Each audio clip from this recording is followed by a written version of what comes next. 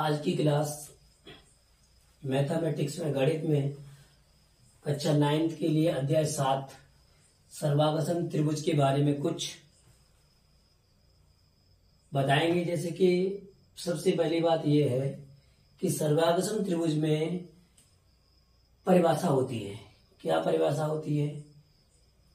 परिभाषा यह कहती है कि ऐसे दो त्रिभुज जिसके संगत कोण बराबर तथा संगत भुजाएं बराबर होती है वह त्रिभुज सर्वांगसम त्रिभुज कहलाते हैं। एग्जाम्पल के लिए हमारे पास ये दिया हुआ है एक त्रिभुज A B C D E F.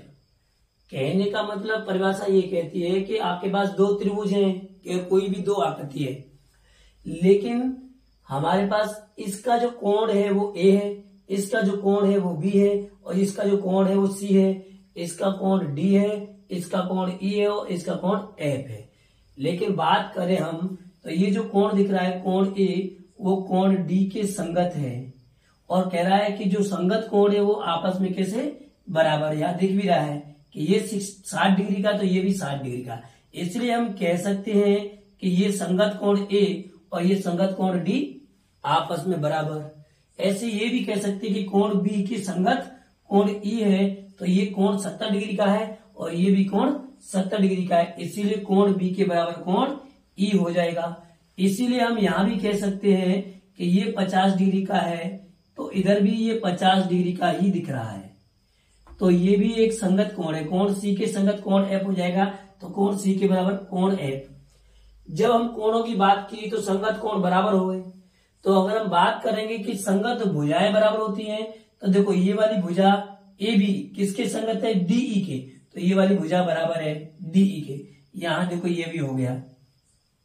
उसके बाद में हम बात करेंगे भुजा बीसी, तो भुजा बीसी किसके संगत है? ई एफ के, तो ई एफ बीसी के बराबर 6 है तो ई एफ के बराबर भी 6 है, इसीलिए बीसी के बराबर ई एफ हो गया।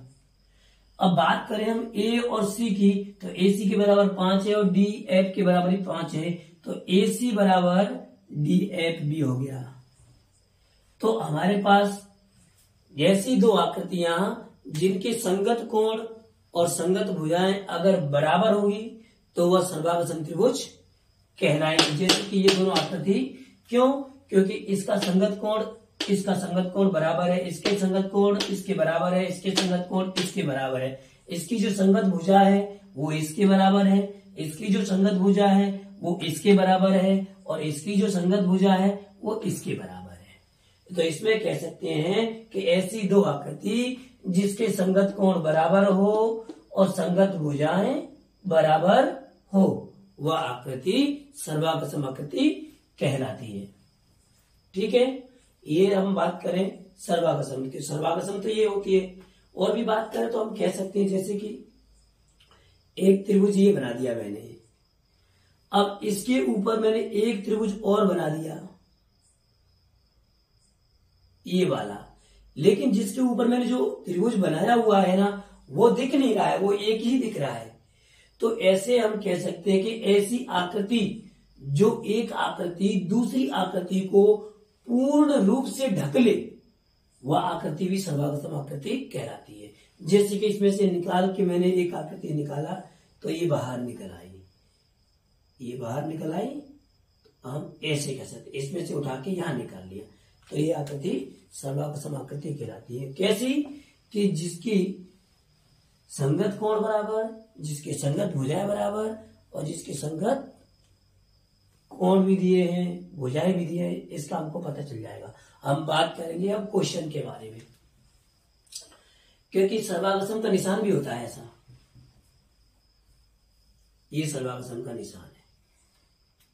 जहां भी हमको सर्वांगसम करना है, जैसे कि मैंने ये त्रिभुज ले लिया, त्रिभुज ए बी सी और सर्वांगसम त्रिभुज डी ई एफ, तो मैं ये भी कह सकता हूं ए बी के इक्वल डीई है, ए बी के इक्वल डीई, और यहां से कह सकता हूं बीसी, तो बीसी के इक्वल ई एफ, तो बीसी के इक्वल ई एफ भी है, और यहां से कह सकता हूं मैं ए सी, इन दोनों को मिला देते हैं अभी, तो ये ए सी और ये डी एफ, तो ये ए सी और डी एफ ये भी इक्वल है। अगर हम बात करें, ये तो भुजाओं की बात हो गई, अगर हम बात करें कोणों की, तो कोणों के बारे में हम बात करें तो ये कोण ए हो रहा है, तो कोण ए के इक्वल डी होना चाहिए, तो कोण ए के इक्वल डी हो रहा है। कोण बी के इक्वल कोण ई होना चाहिए, तो कोण बी के इक्वल कोण ई हो रहा है।